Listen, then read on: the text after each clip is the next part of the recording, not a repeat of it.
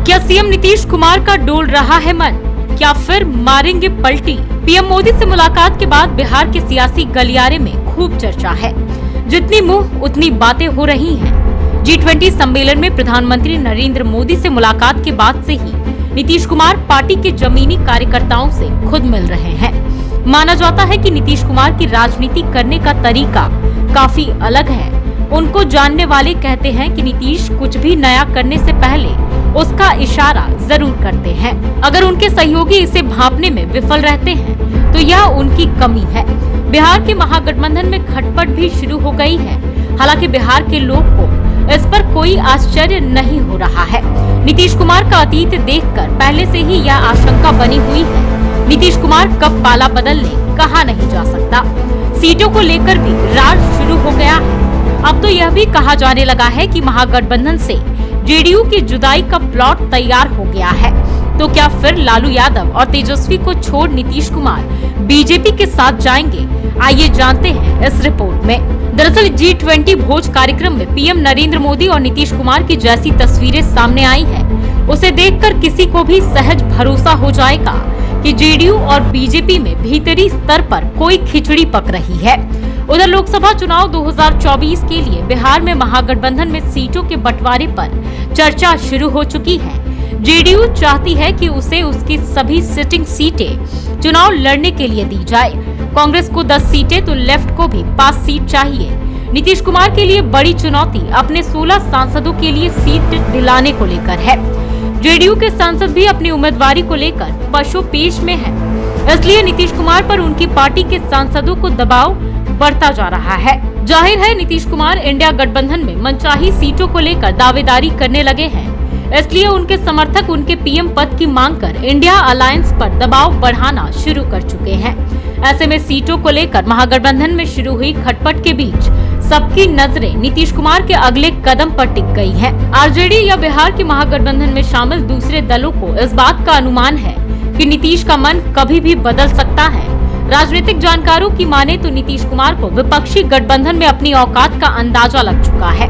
वे अब किनारे होने का बहाना ढूंढ रहे हैं।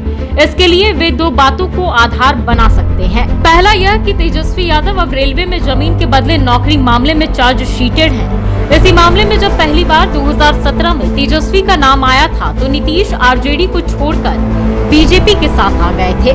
कहा जा रहा है कि दूसरा कारण सीटों का बंटवारा बनेगा। नीतीश कुमार को सभी सिटिंग सीटें चाहिए, यानी बिहार के कुल 40 लोकसभा सीटों में अकेले नीतीश कुमार की पार्टी जेडीयू को ही 16 सीटें चाहिए। ऐसा हुआ तो 24 सीटों में से आरजेडी, कांग्रेस और वाम दलों को बंटवारा करना होगा। वहीं आरजेडी किसी कीमत पर जेडीयू से कम सीटें नहीं चाहेगा। दोनों दलों के बीच अगर बराबर सीट बंट जाए तो 32 तो इन्हीं के खाते में चली जाएंगी। तब सिर्फ 8 सीटें कांग्रेस और वाम दलों के लिए बचती हैं। कांग्रेस ने पहले ही 10 और सीपीआई ने 5 सीटों की दावेदारी ठोक दी है।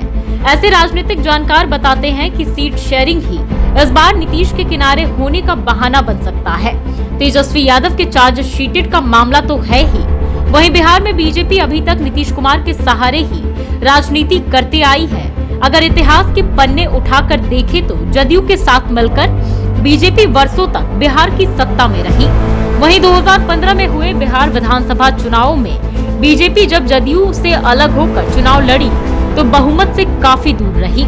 इससे यह साफ है कि नीतीश कुमार के समर्थन से बीजेपी को बहुत लाभ होता है। बीजेपी ने 2019 के लोकसभा चुनाव में जेडीयू को 17 सीटें दी थी। इनमें 16 सीटें जेडीयू नेता जीत भी गए थे। बीजेपी भी इतनी ही सीटों पर लड़ी थी।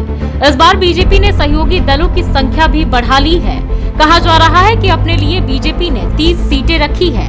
अगर सीटों का बंटवारा करना पड़ा तो अपनी सीटों में से आधी सीटें बीजेपी नीतीश कुमार को दे सकती है और उनको मनमानी सीट देने से बीजेपी इनकार भी नहीं करेगी।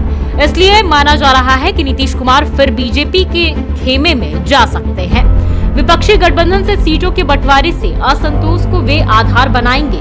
हालांकि राजनीति में चीजें पल भर में बदल जाती है, इसलिए नीतीश कुमार के अगले कदम का इंतजार करना होगा। बता दें कि नीतीश कुमार महागठबंधन में अप्रासंगिक दिखने लगे हैं। राज्य में जेडीयू की सबसे करीबी सहयोगी आरजेडी कांग्रेस की जुबान में बात करने लगी है।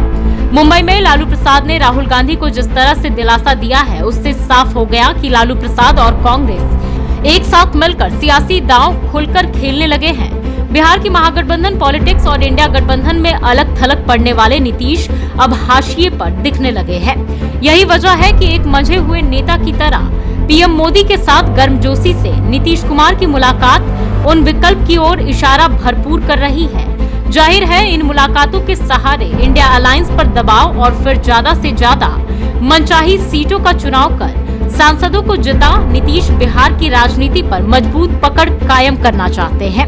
वहीं लोकसभा चुनाव ज्यों-ज्यों पास आ रहा है, आरजेडी अपने पत्ते खुलकर खोलने लगी है। वहीं जेडीयू लोकसभा चुनाव में ज्यादा से ज्यादा सीटें जीतने को लेकर अपना दांव खेलने पर पूरा फोकस कर रही है।